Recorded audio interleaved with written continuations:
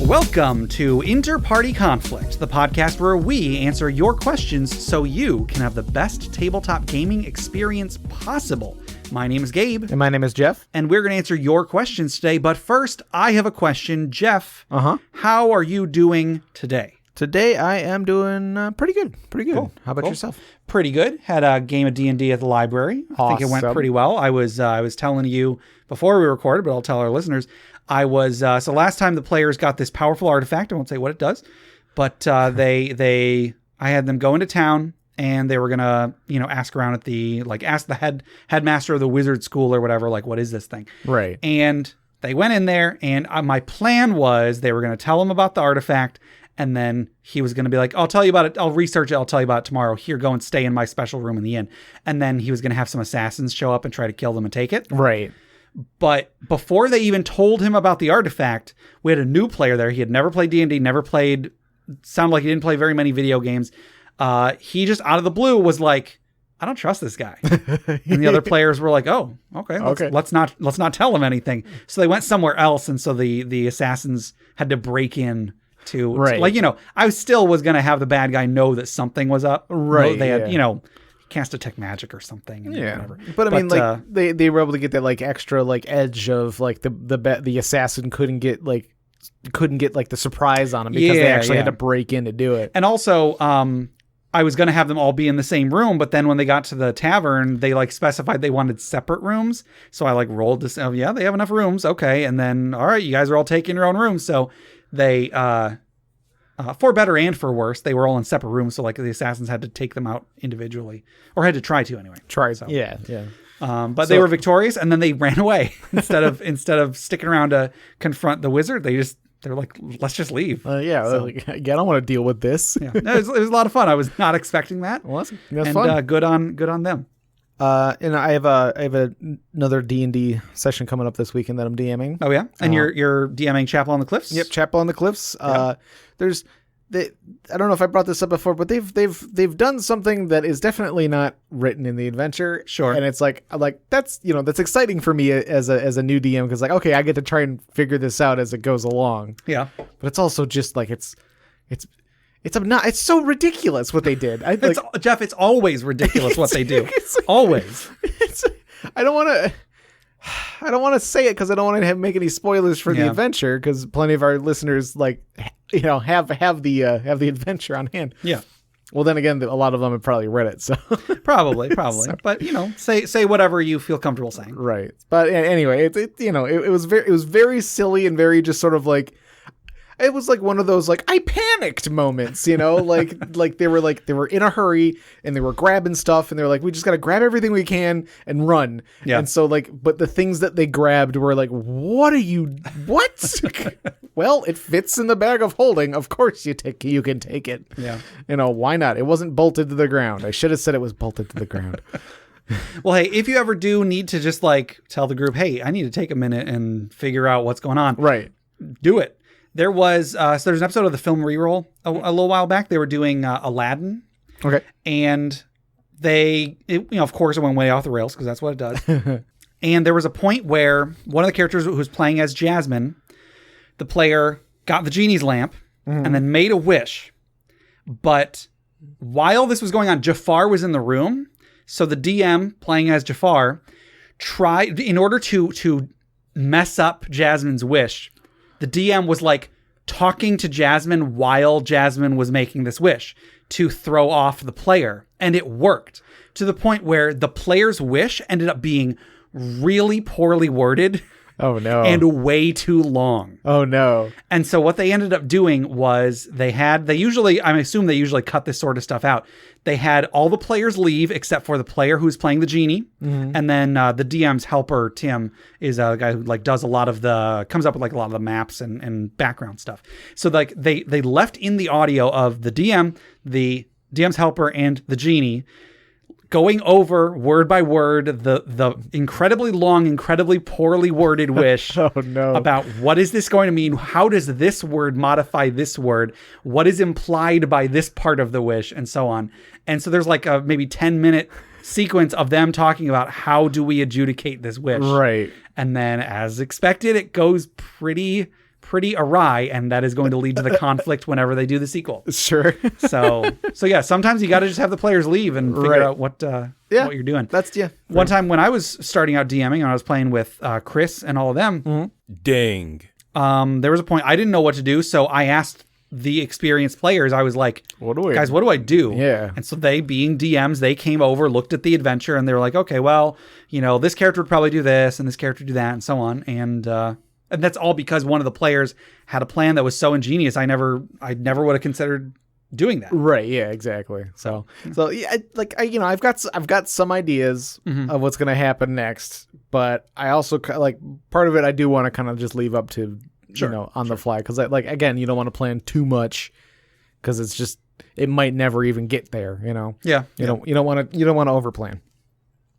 All right. Well, you want to go ahead and jump into this episode? Sure. Okay. I want you to imagine you are on a ship. Okay. Wait. Space or sea? Yes.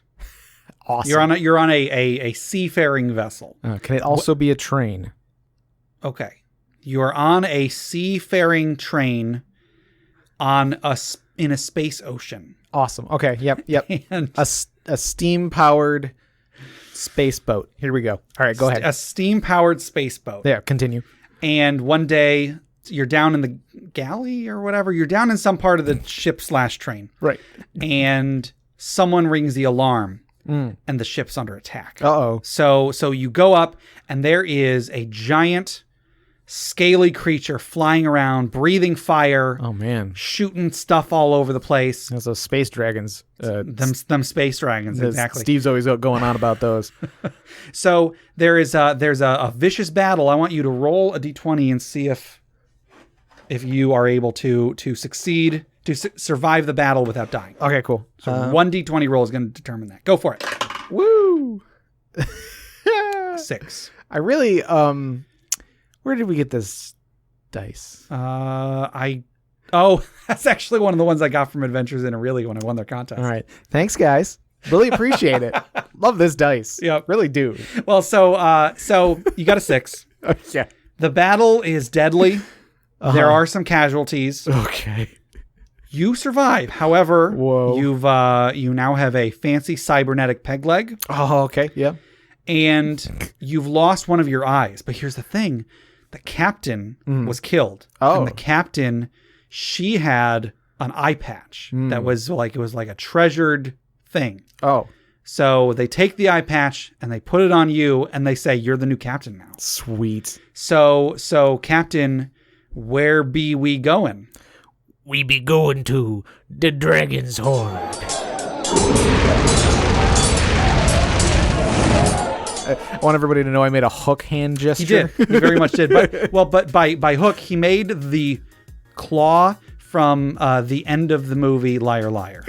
Oh no, it's the claw. The claw. He did that kind of claw. Right, it's like the mom's like boyfriend claw, Yes. not Jim Carrey's claw that takes over his whole body. Right. But it's it's the claw. So today's magic item was submitted by Avon Schill via email, and today's item is Captain Charlotte's Eye Patch. This is a legendary wondrous item. It requires attunement. Oh, it makes sense now. Sorry, go ahead. The space dragons make sense now? Yeah. Okay. This eye patch, ripped from the hide of an adult blue dragon, this azure scale is gold trimmed with small, almost imperceptible runes etched into the borders. So this eye patch is just one dragon scale. Oh, that's pretty cool. Yeah, that is pretty cool. While wearing and attuned to the eye patch, you gain the following benefits. You gain a permanent absorb elements effect. Okay. So if you're not familiar with the absorb elements spell, which I wasn't really until Jeff here described it to me. It's freaking cool. It's real good. It's is it? I do have it open. It is a first level spell. Mm-hmm. It's an abjuration spell. Yep. It is a reaction casting time. Yep. And it'll give you resistance to a element that you're getting attacked with, basically. Yeah. And then I think for the next round, I think your first melee attack gets a D6 of that element in its damage. Yeah. It's really cool. So you're absorbing the element. You're getting protected from it, and then it's absorbed into you, and then you can use it in your next attack. It's really cool. Correct. So this item gives you that permanently. It doesn't say, but going by context clues, I think it is just always electricity. So Sure. you constantly have lightning Yeah. resistance from that. Yeah, so like the blue dragon scale is able to absorb some of the lightning. Yes. And then also, as a reaction, you can cast absorb elements. I'm guessing an unlimited number of times. It doesn't specify, against acid, cold, fire, or thunder damage. So like whenever you want to, you can gain resistance to one of those. Sure. And then if lightning damage is cast against the wearer, the attack does no damage. You are instead healed for half the damage cast against you. Oh. The other half is stored as per the absorb element spell. Okay. So I guess whenever you get hit with lightning, let's say it does 30 damage. Yeah. You heal 15 damage And still get the extra. You get 15 damage on your next attack. Oh, wow. What? Okay. All right. Yeah. But only with lightning, and then you can do the acid, cold, fire, or thunder thing normally whenever you want.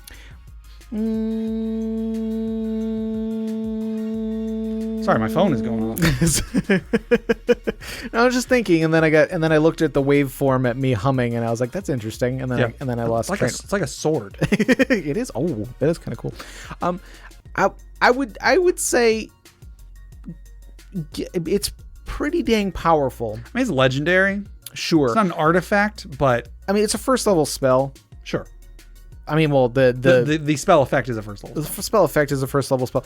I feel like if you just make it just the lightning thing, and don't let them cast because like I think absorb element or whatever it's called, being able to cast that whenever, that's pretty dang powerful. Pretty powerful. But then again, it is just a first level spell. Yeah. I don't know. I mean, there's still more the item does, Jeff. Oh, okay. That's not all. That's right. most of it. All right.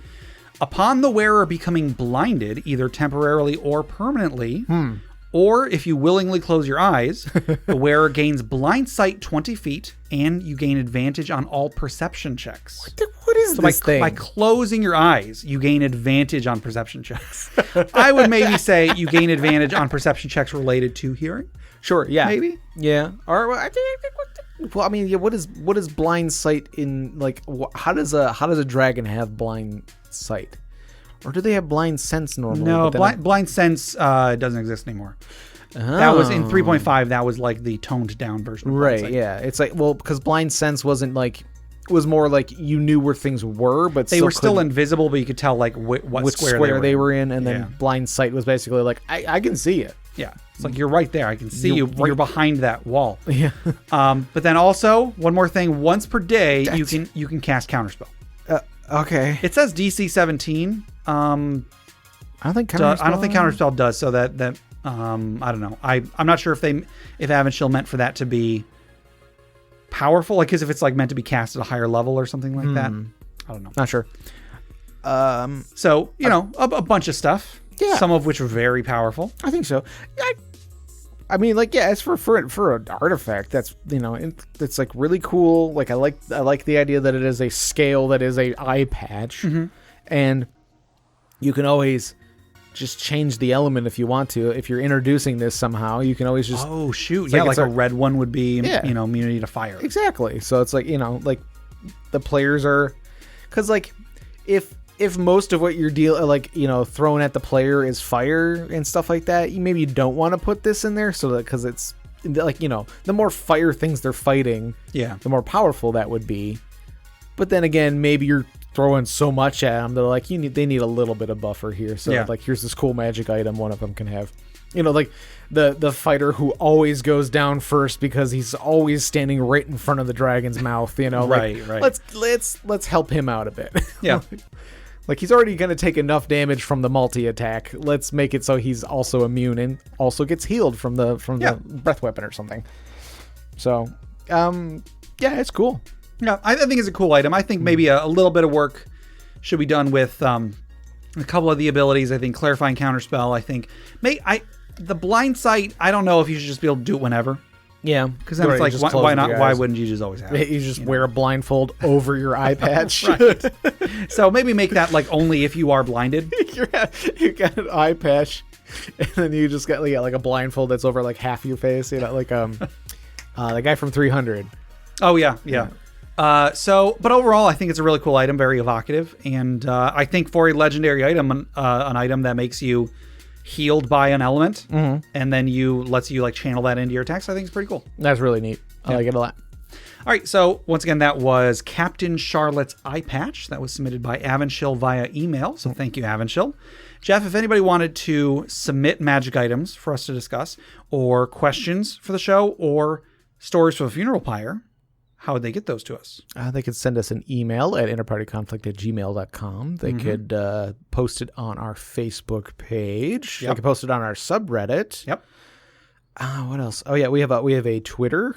We do, at InPartyConflict. Right, at InPartyConflict. Or you can join us on our Interparty Discord at bit.ly/InterpartyDiscord. Yep.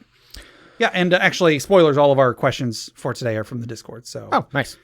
So yeah, big plug for the Discord. Yeah. Come on, anybody can join. It's not exclusive at all. No, yeah, no. And whoever wants to come, we'd love to have you as part of the discussion. Absolutely. Now, I want to tell our listeners about our Patreon, but before I do, I will say we have a new patron today. Sweet. We have a new patron, Jason P. Just became a patron. Thank you, Jason. Thank you, Jason. You are awesome. Yes. Our Patreon is great. I think we've got some cool stuff on there, but I wanted to talk to our listeners about that for a second. Okay. Now, I've already sent out messages. By the time this episode comes out, I will have already sent out messages to our patrons. Already put it on our Discord. I might have put it on our Facebook or something. Yeah. I'm going to have changed our patron rewards a little bit. Now, so every month, one of our rewards for the lowest tiers, like everybody got to benefit from this. One of the benefits that I put on there was that every month I have been writing a fantasy short story for all of our patrons. Right. And it's something I enjoy doing. I do like writing. I like considering myself a writer. As of this month, I don't think I'm going to be writing anymore, at least for the foreseeable future. Okay. Every time I write a story, it is a lot of work. It is a lot of work.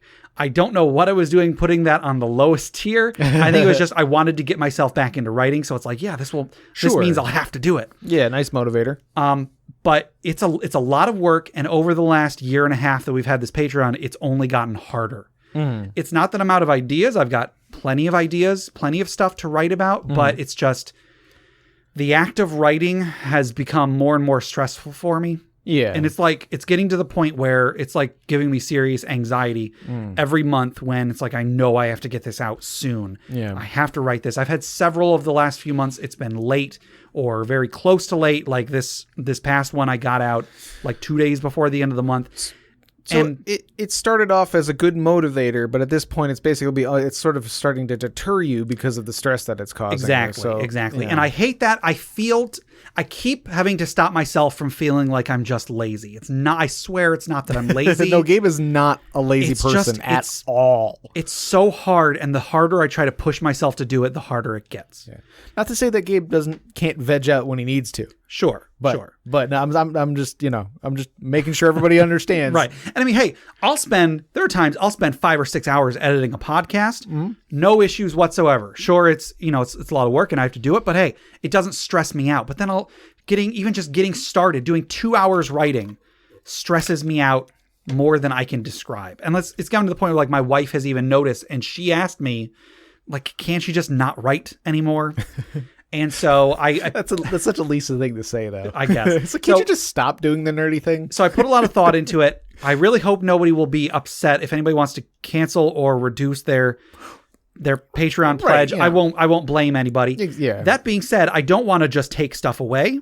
However, I also don't want to then sign myself up for something that's going to be as much work or more. Sure. So talking with one of our good friends, Noah Wizard, he had a suggestion that I think is a great suggestion. Hopefully our patrons will think this as well. So we've had a couple episodes in our past, one the first year, one just a couple months ago, where I took something that this year it was something I wrote, last year it was a short story from somewhere else. So like this year I took a story that I wrote, I recorded it, and then I made a whole production out of it so that it was an episode of the podcast. So Noah Wizard recommended, why don't I do that? Not every month, but like maybe 4 times a year, like every 3 months. Sure. Do one of those just for our patrons. Yeah. And that sounds so doable to me. You know what I mean? So much more doable because, when I'm writing, like writing a story might take me 4 or 5 hours, but it's not just the 4 or 5 hours I spend writing it.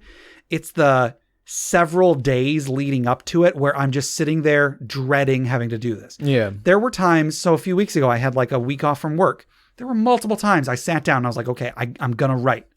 And then I just stared at the computer screen for like an hour and got literally nothing done. Gabe, that's my entire life.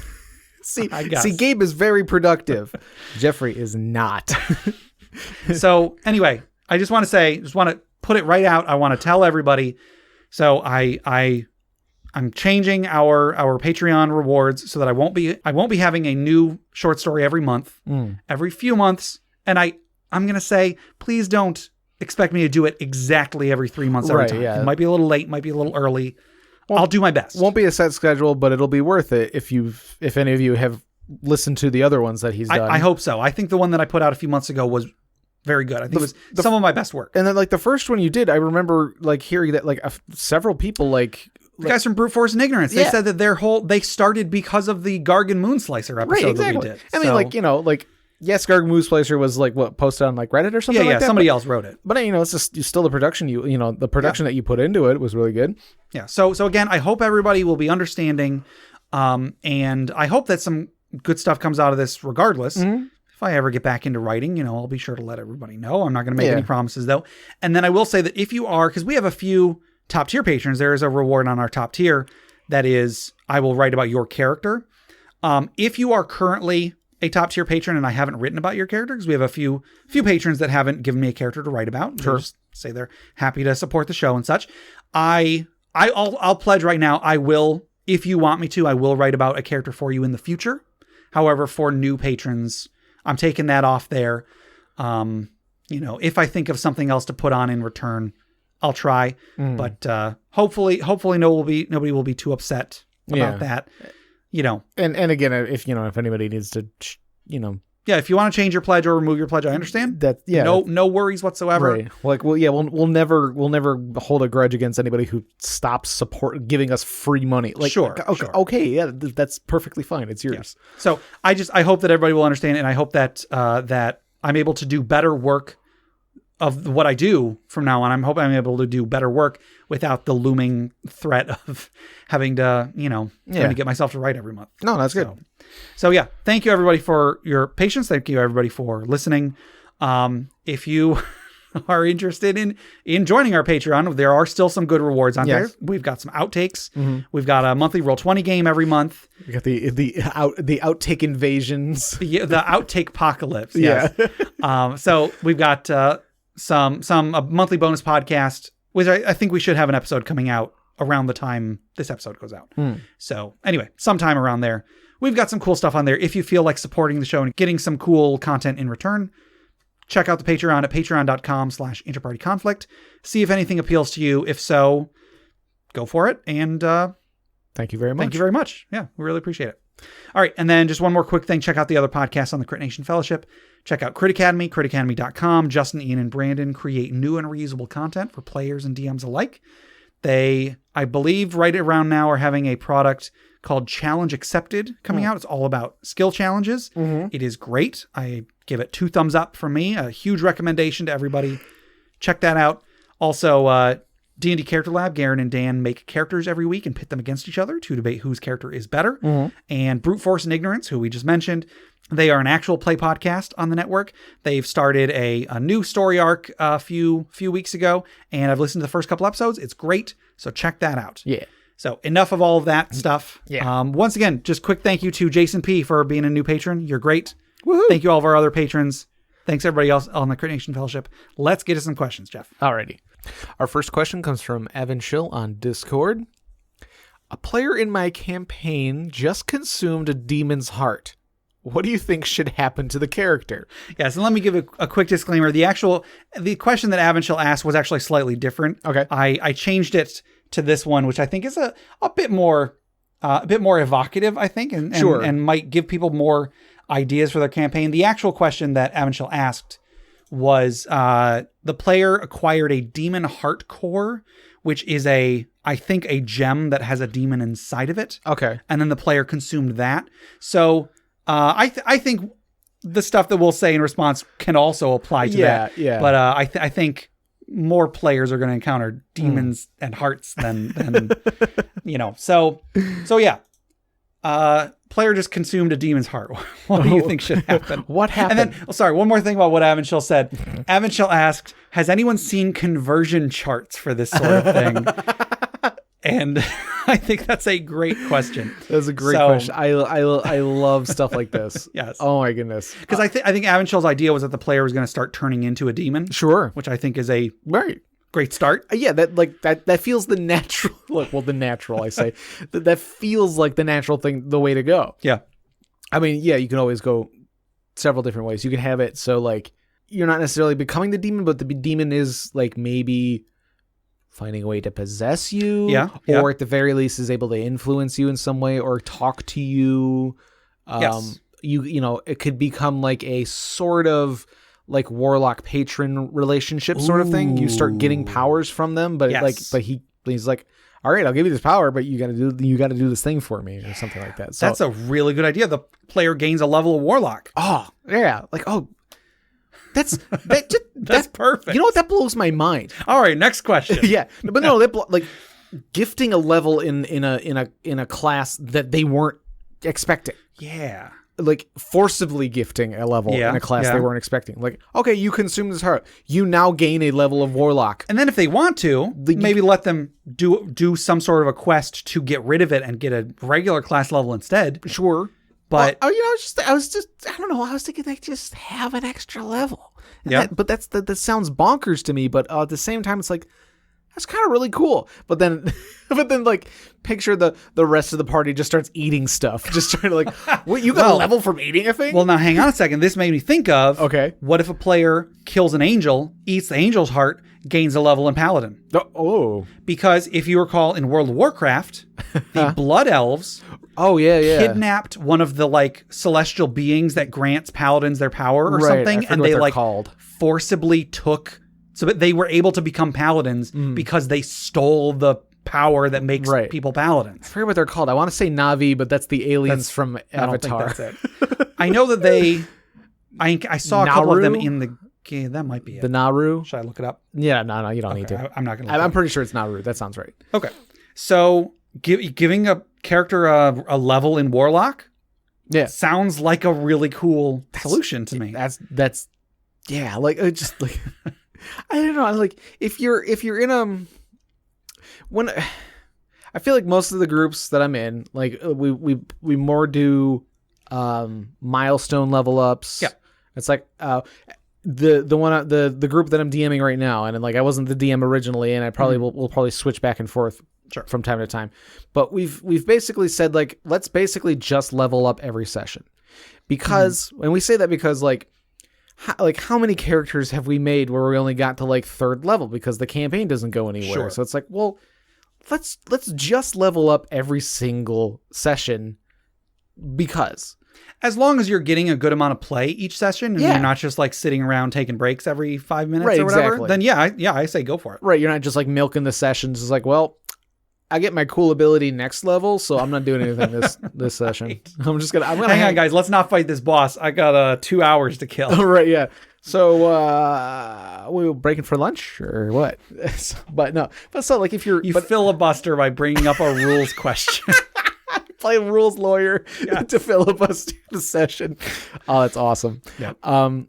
But if you're in a group that's like more loosey or like more strict to like experience and stuff like that, because like like in 3rd edition and stuff, you had things that cost experience. True. Yeah. Like some like the wish spell cost experience or something like that. Yeah. Wish cost experience. Limited wish.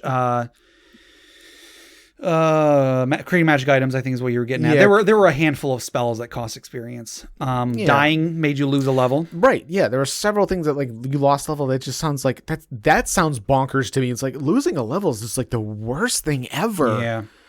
But gaining a level is like what? But like if it's just a random class that the DM just kind of gives you, I would even say the DM chooses the abilities. Exactly. That'd be so cool. And it's like, I would say the way I would want to run it would be you they just get this level. They just get this level and it's there. And then like, on top of the level that they will be getting with everybody else or something like that. Sure. Because I wouldn't want to take away. Yeah, you don't want to stop someone from being able to gain the abilities they want. That's why I'm saying make it a temporary thing. Make it be that they can have a quest. Like they don't even get to choose the abilities because I would want the player to view it as, to an extent, a downside. Okay. Like, whoa, I'm stuck with this level. But I would have it be separate from the regular levels, have some of the abilities maybe be things they don't want. Yeah. And then have them undergo a quest in order to get rid of it. Okay. Yeah. So it would be like, or if they like just leveled up and you gave it to them, then you could be like the next time they level up, that turns into their normal level or something like that. I don't know. It's up to the DM to figure out how to exactly articulate this. But I do really like the idea of just like, oh yeah, you have here you've leveled up. Here's the stats. Here's what you've just gained. Deal with it. Here, I rolled a 1 on hit points. Dang it. Speaking rolling hit points. Yeah. Just because you brought it up. Yeah. The way I would like my players to do it. See, now that I'm a fancy DM, I can say these things. No, I'll go back to being the player. Right. So like the way I would like to do it is like average or higher. Okay. So you can roll, but if you roll lower than the average, it's the average. Right. So it's like passive perception. Sure. In the way that if you roll lower than what your passive perception score is. Oh, Jeff, why would you bring up passive perception? Jeff, Sorry. Get out of here. Gabe. You're not allowed to be a DM anymore. All right, let's grapple for it. Oh no. I give up. Anything to not have to bring out the rule book. Yeah. But no, like it's just like, because again, like nothing's like, nothing's worse other than losing a level. Yeah. Nothing is worse than rolling low, like really low on your something hit that's points. Permanent. Yeah. Exactly. You can't undo that. That's just that's awful. Like, I mean, that's why I always take the average. I never even make the roll. That's also why I don't like rolling for stats, because I'm always the one that rolls low. So I would rather just take point by. Right. And like, I don't even know if it's like, is it a given part of the rules that you can take the average or roll? That's how it's supposed to be. Okay. It's supposed to be if you choose to roll, you're stuck with what you rolled. Gotcha. A lot of people, and hey, I understand it. I have no problem with a DM choosing to let you take the average if you rolled too low. Yeah. That's fine, because, whatever. It's not going to matter. Yeah, because like it's not going to matter, and it sucks to roll low. I'd rather have the player have too many hit points than not enough. Sure. Good point. It's just because like a player who has gone down a lot is a player who doesn't get to play a lot. Yeah. I don't know. Like, you can always add to the damage afterwards. You can always just, he gets another attack.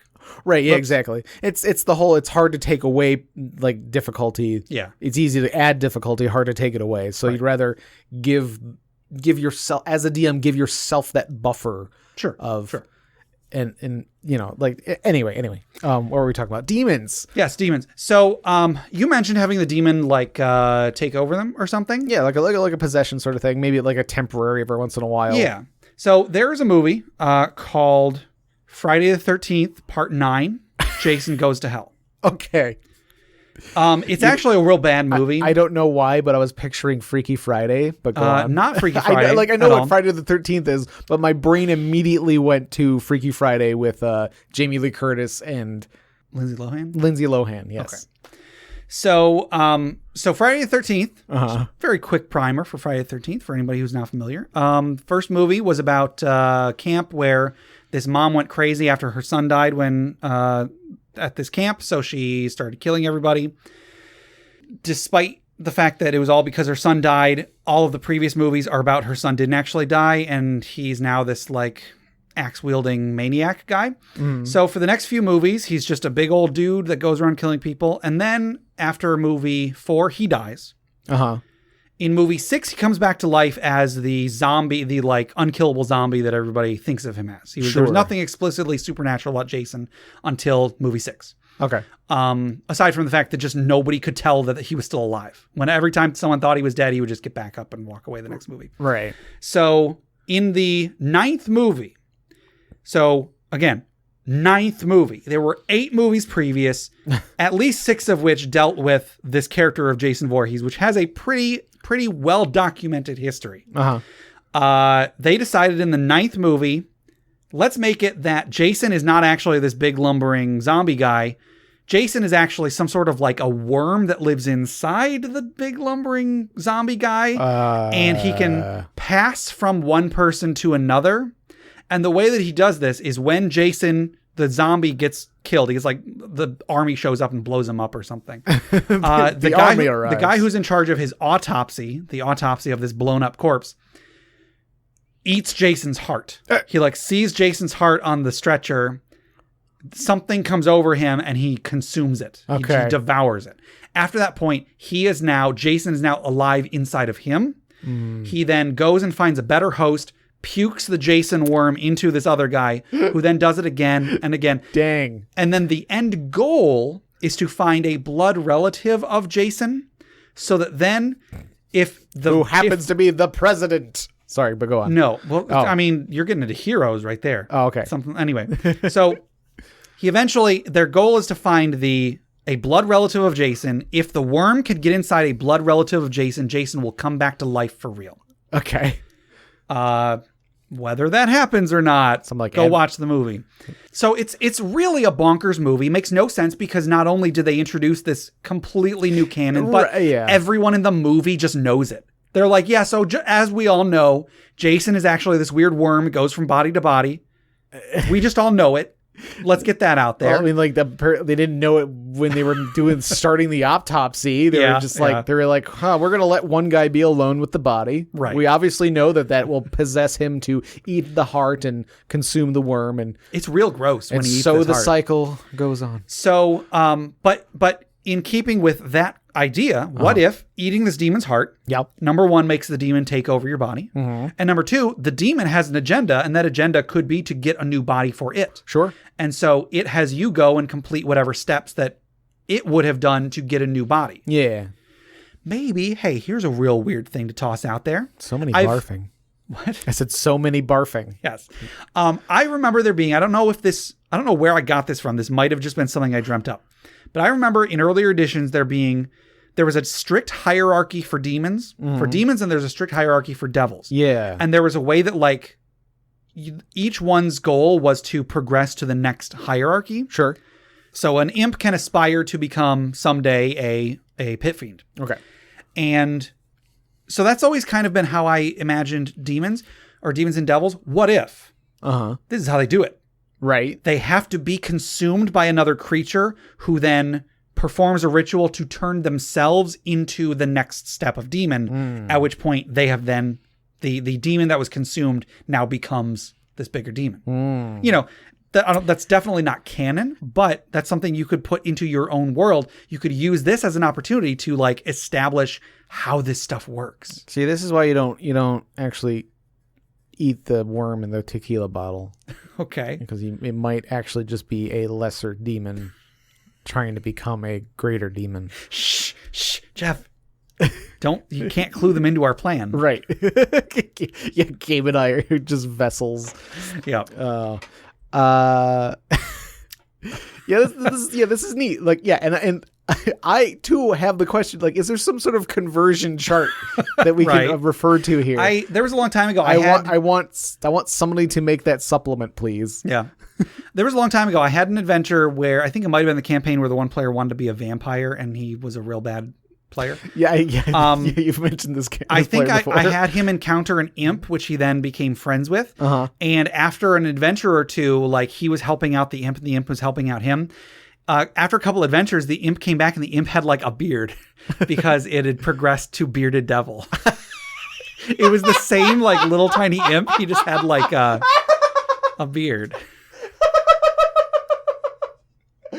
Oh my goodness, Gabe. Oh. Yep. Jeez.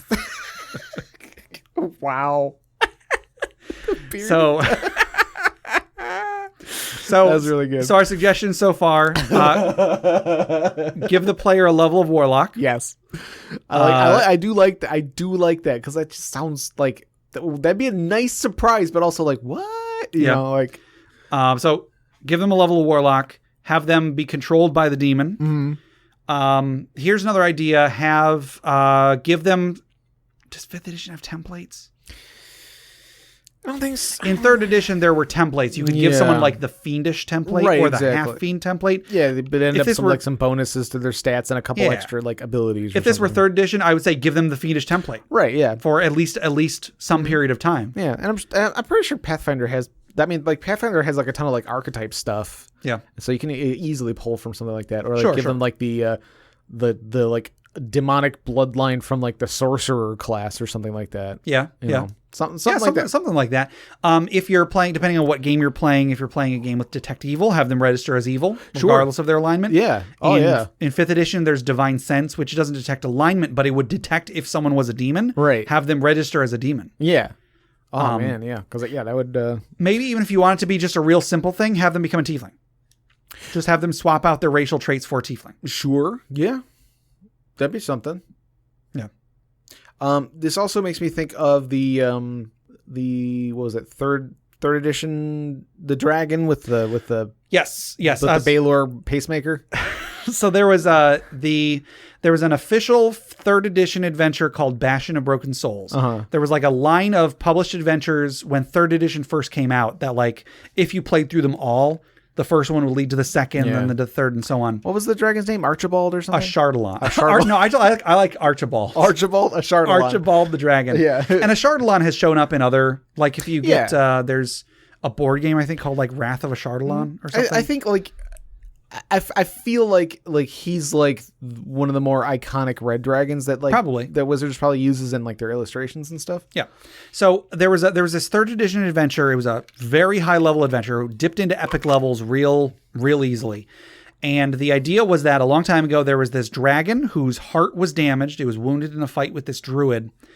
And so it got a Baylor, it got a demon and put the demon into its chest as its heart. Yeah. So it was a dragon with a demon for a heart. Yeah. And then like it because it was 3rd edition, it gained like the fiendish template. It gained the fiendish template. And then it went and hid away in this bastion of broken souls or whatever. Yeah. And so you have to go there, you have to kill it. And then when you kill the dragon's body like disintegrates, and then left in its place is a half dragon Baylor. Yeah. Which either fights you or runs away depending on Yeah. who's running it and what stuff happens. Right. So that actually makes me think, let's say you eat this demon's heart. Maybe you have some small minor effects, but then let's say you die a little while later and then you come back to life as a tiefling. Oh. It's the same character, same memories, same everything, but now you're a tiefling. Yeah. Or just the like you're the demon or something. I don't Maybe. know, like Maybe. or like you've been playing the player who's like slowly taking on demon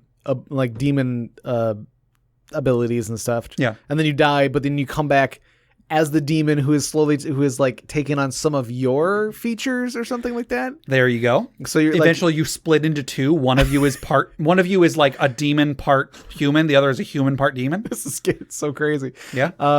There's a lot of cool stuff you can do with this. You re-roll a new character that is like a tiefling or something, or a demon, or like some sort of part demon thing. I guess whatever, and just describe it as being part demon. Yeah, or I guess I just make it easy and just be like a tiefling, but then like you kind of have to play it as like you still have some of the personality of your old character, so you can bring up like references and things like that and be like, I don't know what I just said. Like there was a Star Trek Voyager episode where there was a transporter accident and two characters got turned into one character. Yeah. And it had its own personality that had elements of either of the other two. Tuvix. Yeah. That episode, weird tangent, but that episode actually is has sparked a lot of philosophical debates. Yeah. Because he did not want to be split back into his original people. And they forced him to do it at the end of the episode. Yeah, it was a pretty like kind of dark thing. It's like, oh, like, okay, like, yeah, you guys really missed the two people that were your part of your crew, but this one person has agency, right? They want to still be the person that they are, and so like them forcing him to split back up was sort of like that's kind of messed up. Yeah, but like, that's Star Trek's good for that kind of stuff, though. Sure. So there you go. You could use some channel Star Trek and have a player become part demon or something. Here's another idea. Heartburn. You just go on a quest for some Tums. Yep. Nothing bad happens. It just, oh man, I shouldn't have eaten that demon's heart. I shouldn't have eaten that demon. Like it's not even like because it's a fiery demon. It's just acid. It's just acid stomach reflex. acid, yeah. Like that's all it is. Like, See, because the very heart fatty. is resistant to acid, so you have trouble digesting it. Stop it. Oh, this is turning into a very, very fun episode. we even picked like a few questions we thought were like, okay, this will be easy. Yeah, we have several questions for today that we thought were going to be real easy, but not that this one is hard. Sorry, real quick. Real is what quick, I meant. yeah. Oh my goodness. I think this is a deceptively interesting question. Like Yeah. there's a lot of cool stuff to do. Well, you know, like the first time we read it, I was like, that's amazing. And then today when we were picking questions, I'm like, we have to put this one in, just so I can at least read it out loud. Yeah.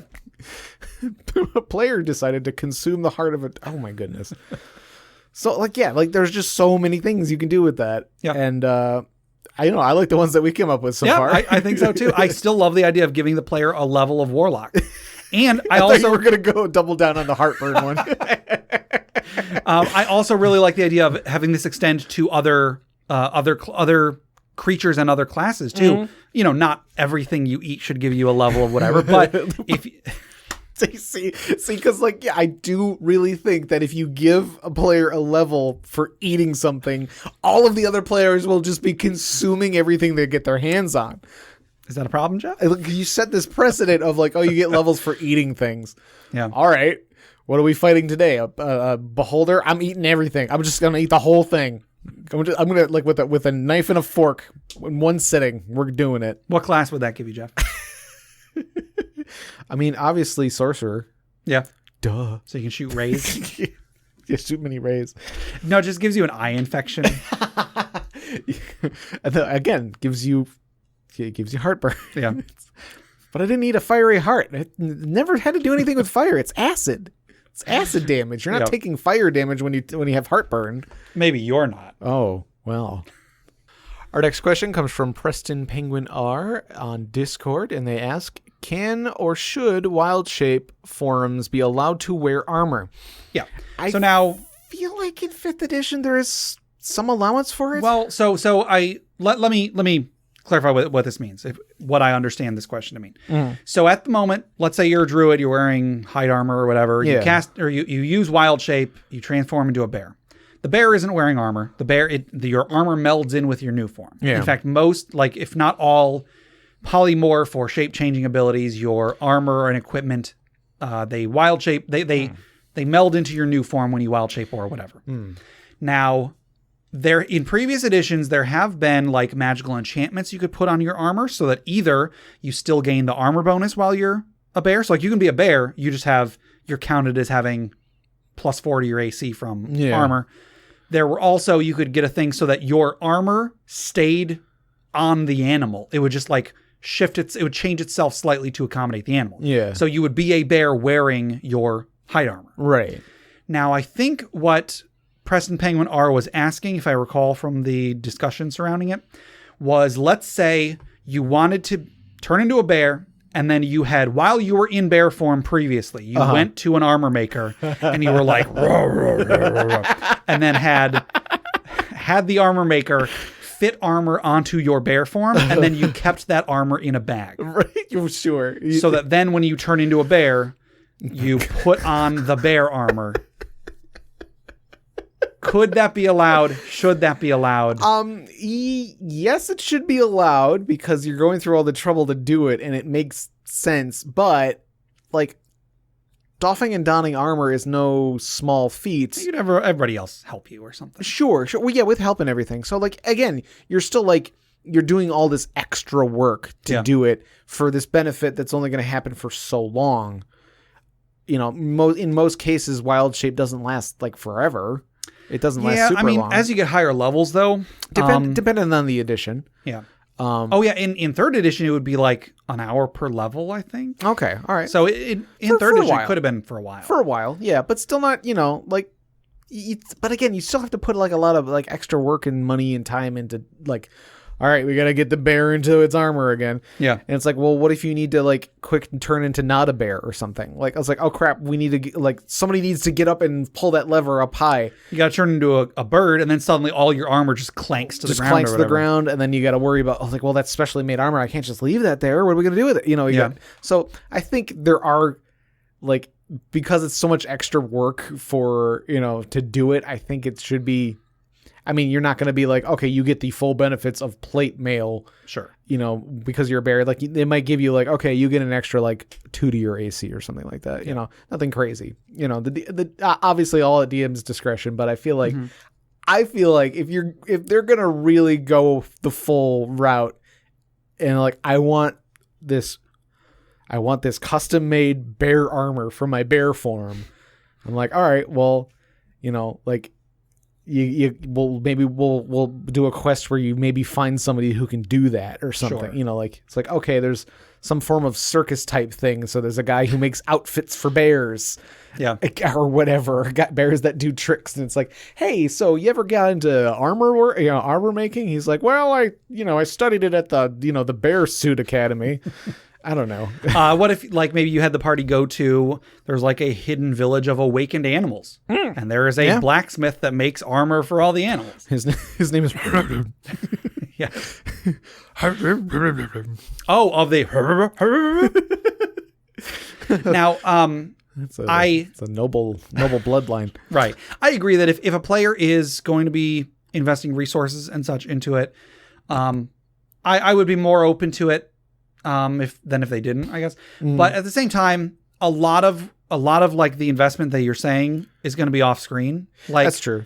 Putting on and taking off armor is probably isn't going to be something that affects combat. Yeah. You know, it's just going to be, okay, yeah, we do it, an hour passes. Yeah. So, I'm not saying that you should use that reason not to allow it. Yeah. Just, I personally I wouldn't always consider that a downside. Sure. Sometimes, sure. There will be times where, like, you got to transform right now. Yeah. In which case, then yeah, sure. I don't see any problem with that. And I think that's why you maybe make it like, so it's not like a huge bonus, but it's like a nice little extra bump so that, like, when it's like, okay, we do have time to prepare for this fight. Mm-hmm. Let's get the armor on the bear. Right. You know, like, you know, it'll give her a little extra edge. It's not, you know, it's not going to make it like, it's not going to make it so they can steamroll through everything. Mm-hmm. It's going to make it so that, like, they get a little extra edge when they need it and they have time to actually prepare for it. Sure. Now, you sort of raise an interesting point, and, like, for the moment, I'm kind of thinking of 5th edition D&D for this particular point. Sure. Is that armor doesn't really work the way that it worked. Right. It used to work as your AC was 10, and then you had a bunch of modifiers you would apply to it depending on if your dexterity was on top of that. If you were wearing armor, you got an armor bonus. If you had natural armor, you got a natural armor bonus.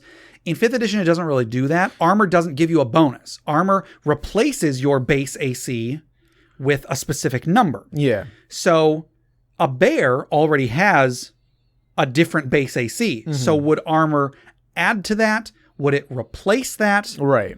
You know, you that's something that you as the DM would have to, you'd have to determine that. Yeah. So like, in 5th edition, you know, AC is it's like an equation, but it's like there's different equations basically. To keep people from stacking every equation like they used to. Now you replace it with a different equation. Right. And then if you basically have multiple forms of AC, you just take the highest one. Sure.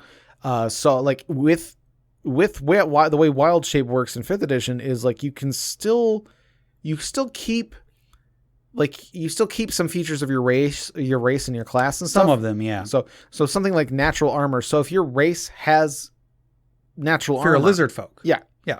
So like if your race has natural armor and you change into something, you know, if you wild shape into something, you keep whichever AC is higher. Yeah. Because you're basically you're still able to keep your like natural armor from your original form because, like, you know, the racial features and class features stay with you, as long as it's like physically feasible, and it's feasible for the lizard folk scales to still be around when they change into a different thing. The bear just has scales. It's a scaly bear, which I like. I like the image of that. Yeah, but it's also possible that the form that they turn into has a higher AC anyway. Yeah, and then I would still just flavor it like I got some scales, so like because that's just cool. Now, I would advise against just letting you convert a specific armor into a bear version of that armor. Right. Like if a DM wanted to say, okay, as a reward for this quest, you are gifted a set of bear armor, gives you a +2 to AC while you're wearing it. I would be fine. I'd be fine with that. I have some more stuff I'll get to in a moment, but I would not want someone to say, okay, so you're a bear, and then you can take this banded mail, and now you have bear banded mail. And then, toss that out of the way because now you've got bear half plate. So add on that bear half plate. And then each one gives you the equivalent. Don't do that. Right, no. I think that's unbalancing things in a way that the game was not intended for. Yeah. And that's going to sort of lead me to my next point. Wild Shape, especially in 5th edition, is already incredibly powerful. It is. Druids are by far the hardest characters to take down in 5th edition. Yeah. Because Wild Shape means you just have a giant extra sack of hit points. Exactly. You have multiple giant extra sacks of hit points. A 20th level Druid, except by specific spells, is almost impossible to kill. Right. Because every time you as basically as a bonus action, every single action, you can get back hundreds of hit points. Yes. So I'm hesitant to even say, yes, go and give them Wild Shape armor because they don't really need it. Like, yes, some of the Wild Shape forms have low AC. Yeah, that's true. Those ones also probably have really high hit points. Like a bear, even the bears you can turn into at low levels still have a good chunk of hit points compared to a character of that level. Yeah. So I would be hesitant to do it in the first place.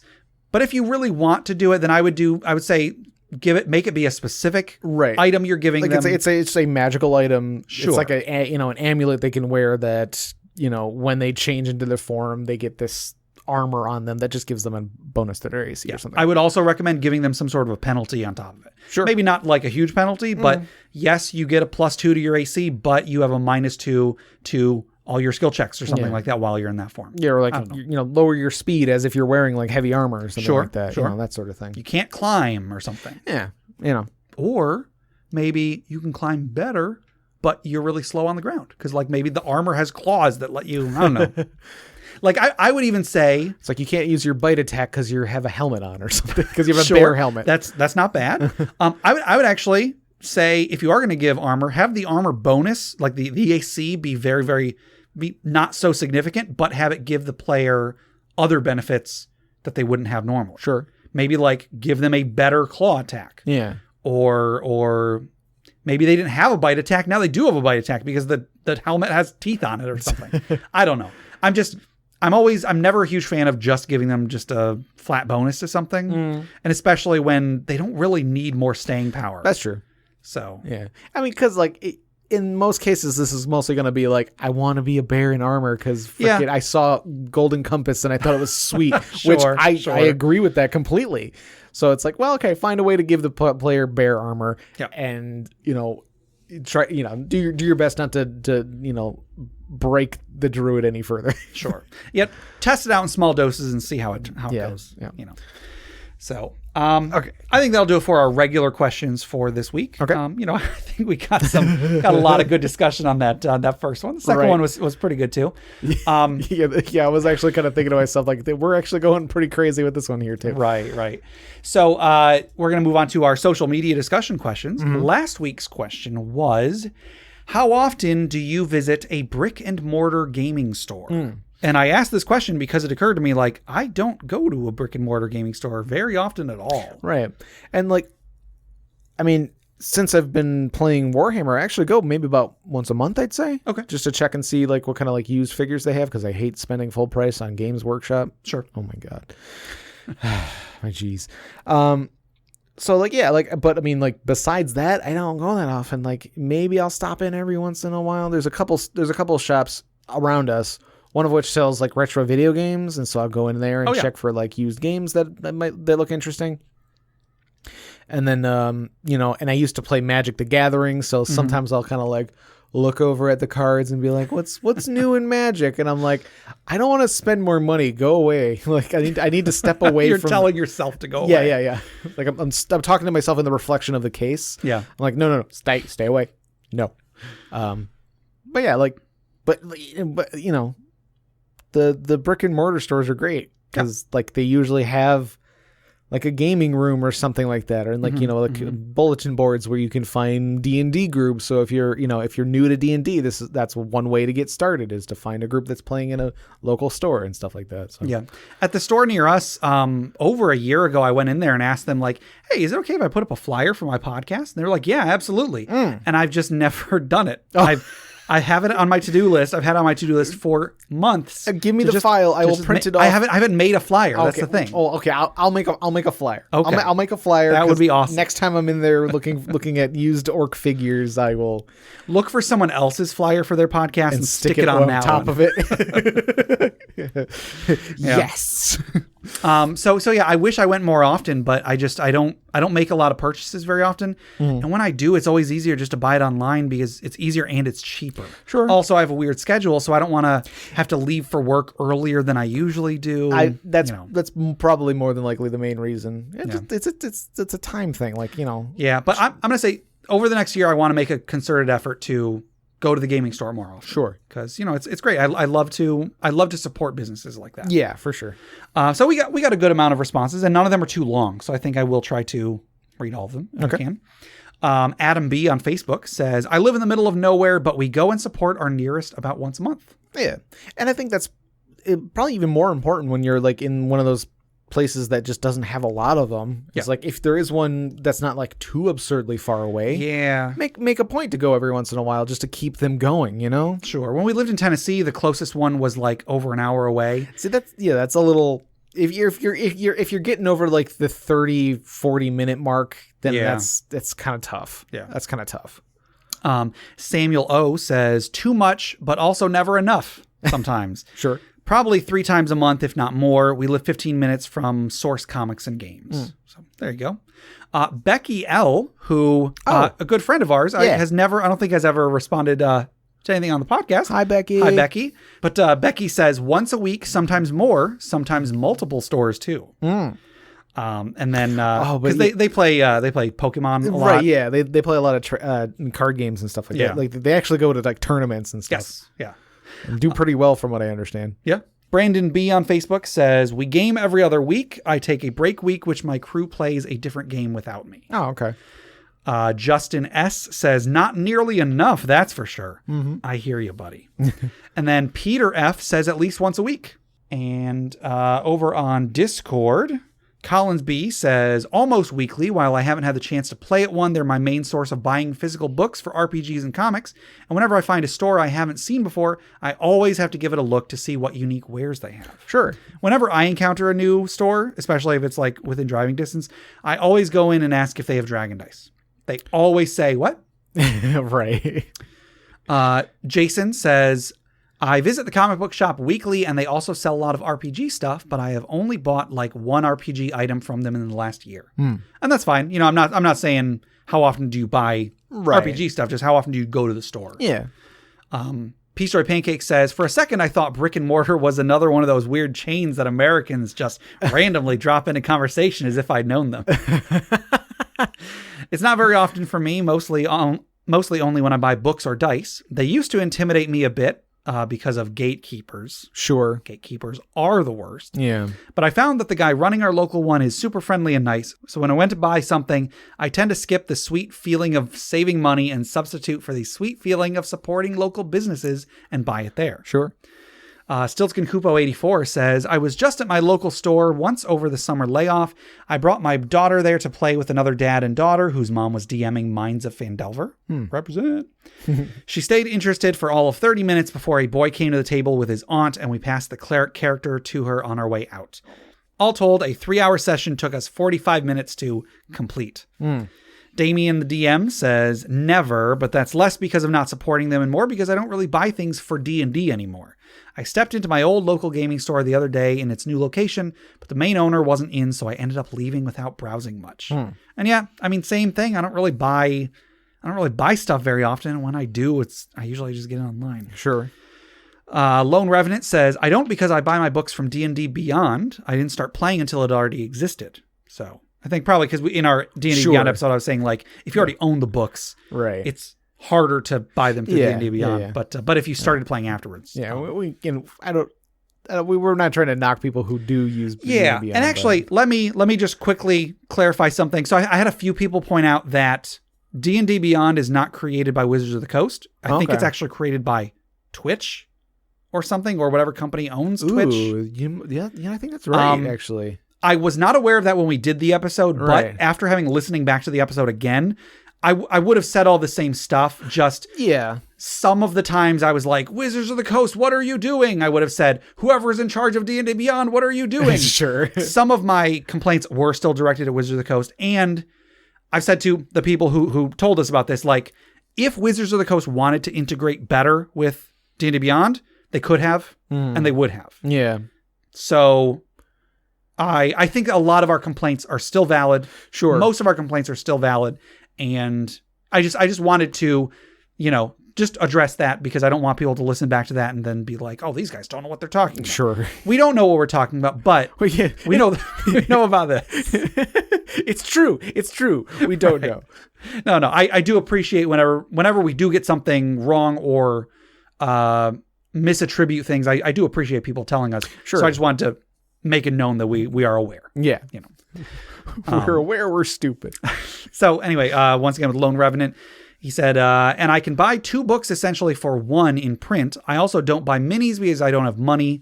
Also, I'm playing with all friends, so I don't need to play in a local gaming store. Sure. And that's a good point. Like, a lot of people go to the local gaming store to play. Yeah. And I'm fortunate in that, I have a house, so we can play here, or most of the time we've been able to play at like friends' houses or friends' apartments or such. Or you run the things at the library. I run the things at the library, sort of yeah. thing. So, if I didn't have those, I would definitely go more often. Mm-hmm. So Lone Revenant said that's why I essentially don't go. I'm a college student and I play with friends. There you go. Floofy Shoob, a new person on the Discord, Floofy Shoob, said, geez, I wanted to say I hadn't been to a brick and mortar store since probably 2006, but thinking on it harder, turns out I got some minis for Pathfinder probably around 2011. Oh, my mistake. Only 2011. And then one more on Discord. Deborah Soar says, once a week, it's one of our D&D spots. Nice. And we didn't have anybody on Twitter, so that was that question. I think that was a good question, a good number of responses. Yeah. And so this week's social media discussion question is, does your group allow critical rolls on skill checks, yay or nay?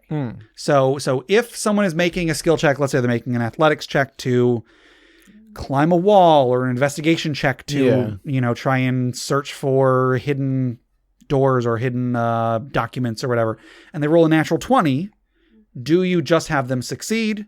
Do you have them automatically succeed even when the 20 result isn't high enough? Do you give them something extra? Yeah. A lot of groups do give some sort of an extra bonus, because it's like a critical hit. Yeah. Even though it's not supported by the rules. Right. Well, because when people see that 20, they get excited, and so like the excitement kind of leads into, okay, it works. Like, sure. Like when you roll a 20 and it doesn't work, it's like you feel cheated.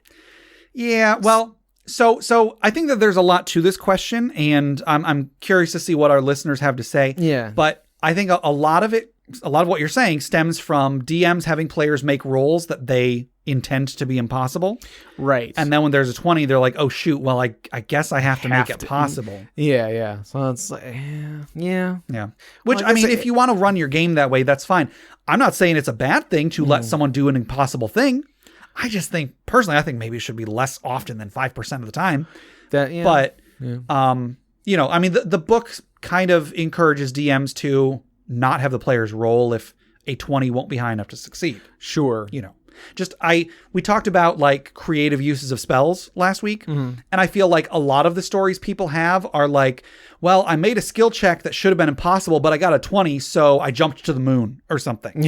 And it's like, well, but you shouldn't have been rolling in the first place. Like, it's hard for me to appreciate stories like that because the premise is already flawed. Okay. You know what I mean? I'm not trying to criticize anybody's way of play. Sorry, go ahead. There you go. I'm not trying to criticize anybody's way of play. If you enjoy playing that way, all the power to you. Yeah. That's personally not how I do it, but I'm curious as to how our listeners do it, because I'm, even if I encounter those stories in the wild, I'm not a huge fan of it. If one of our listeners had that happen to them, tell us about it. I'd love to hear that. Yeah. I could say like, maybe it's not like an auto success, but even if they fail, maybe you give them something. Yeah, I like the idea of giving them something. Yeah, like maybe give them something that you didn't expect, you didn't want to be there in the first place, like something new, and then have the plot go in a different direction because right, yeah, something that's not necessarily like related, but something that's like interesting. It's like, oh, like, well, you still couldn't quite make it. You couldn't quite reach the moon, Sure. but from the height that you did reach, you did see this other thing or something. like maybe you're looking, if they're making checks to like search for incriminating evidence in the mayor's desk. And as the DM, you know the mayor didn't do anything wrong, so there isn't anything incriminating, but the player rolls a 20, maybe put something in there that is like a plot hook for a different adventure. Maybe the mayor is being blackmailed by something unrelated to the main quest. Yeah. And now the players have a direction to go for that. Yeah. You know. So anyway, I mean, we're kind of treating this like a normal discussion question. We're getting carried away on all of our questions today. Right. So I'm curious as to see what how our listeners feel about criticals on skill checks. Yeah. So yeah, I think that'll do it for our questions for today. So before we close out, let's sit back, let's relax, let's take a deep breath. Demon heart, as we toss another log onto the funeral pyre.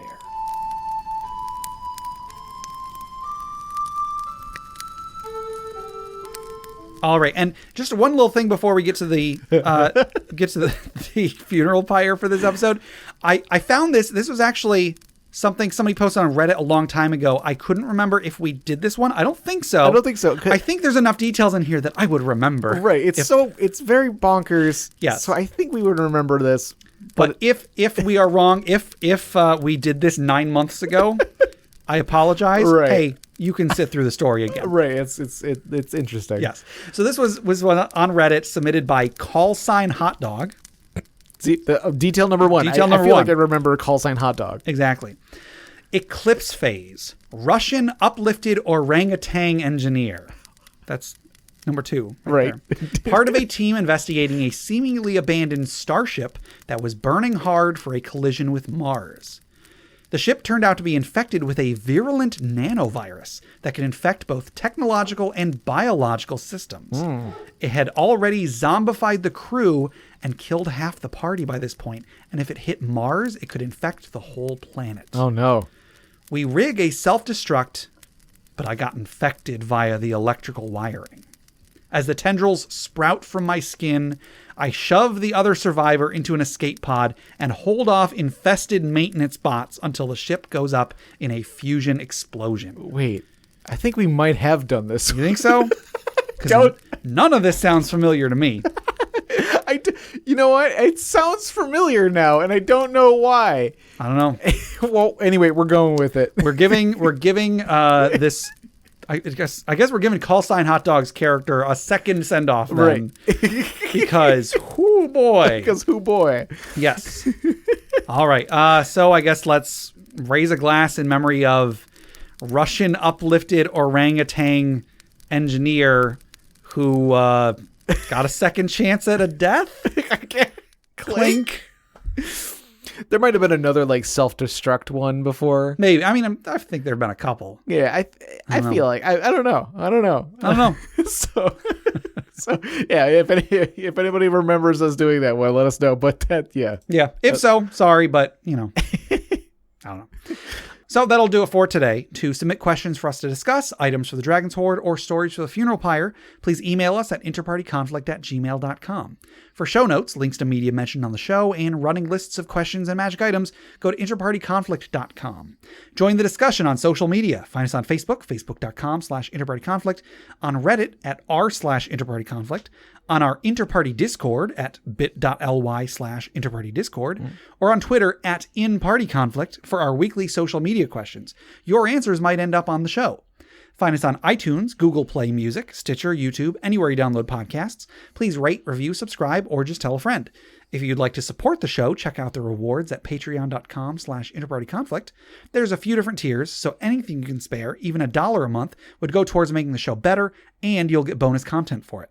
Jeff, tell us about FriendQuest. FriendQuest is our YouTube channel where we play video games. Yes. Speaking of video games, check out my side project, the Arcade Memories podcast.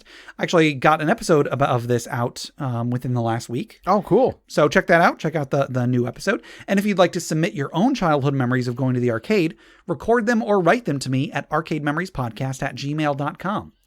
Also, head over to bit.ly/InterPartyConflict to take a short survey about our show. What you like, what you don't like, etc. And just for taking it, you'll get 2 free printable board games courtesy of Mary and Tom over at hollandspiel.com. And our music is made by Boxcat Games from Nameless the Hacker's RPG. So Jeff, until next time, Gabe, if I ate a taco, what class would I gain a level in? Bard, obviously. Ah, okay.